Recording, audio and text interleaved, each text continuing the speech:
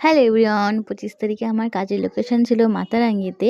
আর সময় মতন আমি চলে এসেছি রোডে। তো টাইম মতন বাসটাও পেয়ে গেলাম।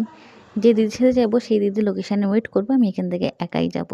তো বাস থেকে নেমে পেয়ে গেলাম টোটো আর চলে আসলাম ব্রাইডের বাড়িতে। তখন ব্রাইডের ছেলের বাড়ি থেকে গায়ে হলুদ আসেনি, তাই ব্রাইড নাচ করছিল আর আমি আর দিদি এখানে বসেছিলাম, বসে বসে ওয়েট করছিলাম।